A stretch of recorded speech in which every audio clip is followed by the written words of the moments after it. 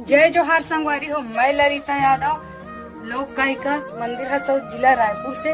तो संगवारी हो, आप मन हमारे यूट्यूब चैनल ला बहुत माया दुलार दे हो और आशा है कि आगे भी देवत रहो।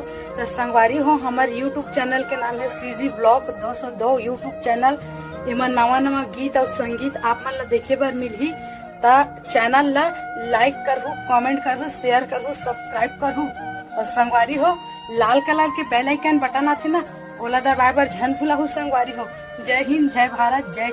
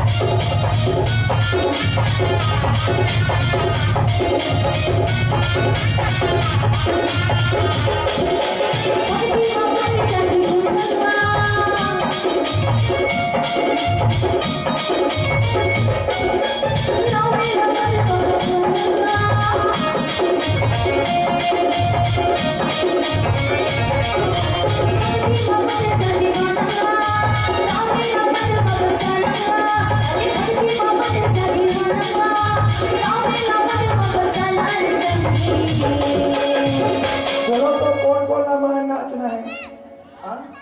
कहते हैं कि खेती बाड़ी वही करते हैं जिनके गांव होते हैं। शहर वाला मन खेती बाड़ी नहीं करे भैया, है नहीं। खेती बाड़ी वही करते हैं जिनके गांव होते हैं, और प्रभु भजन में वही नाचते हैं जिनके दो पाँव होते हैं। तो चलो खड़ा हो जाओ, डीडी हो जाओ, नहीं नाचना है तो मैं गाँव का संग माया उसने रेलगाड़ी चुप चुप बोला। तो चलो मीठी मीठी ताली के साथ भजन के आनंद लेने बोलेगा।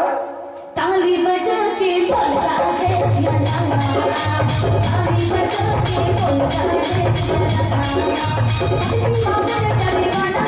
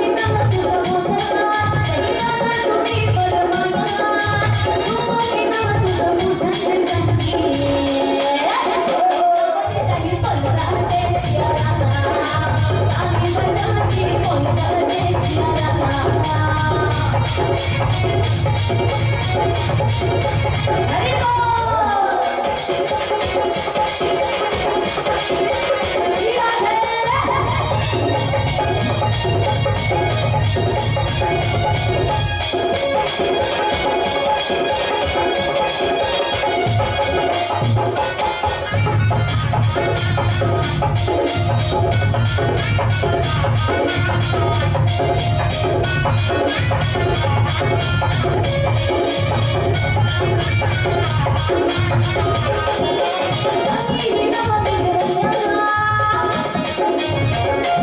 you.